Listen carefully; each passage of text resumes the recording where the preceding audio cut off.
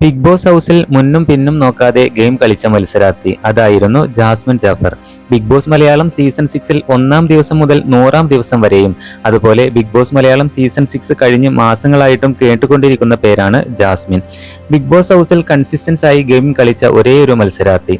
Emotionally down ആയ അവസരങ്ങൾ പോലും കണ്ടന്റായി മാറിയ ഒരു മത്സരാർത്ഥി.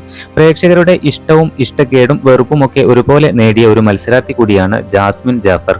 യൂട്യൂബർ എന്ന നിലയിൽ പ്രേക്ഷകർ ഏറെ സുപരിചിതയായിരുന്നു ജാസ്മിൻ. ചിലപ്പോഴെല്ലാം വിവാദങ്ങളുടെ പേരിലും ജാസ്മിൻ സോഷ്യൽ മീഡിയയിൽ നിറഞ്ഞു. എന്നാലും ബിഗ് ബോസ് മലയാളം സീസൺ 6-ലെ വിന്നർ ജാസ്മിൻ ആകുമെന്ന് തുടക്കത്തിൽ പ്രേക്ഷകരെല്ലാം തന്നെ ഉറപ്പിച്ചിരുന്നു.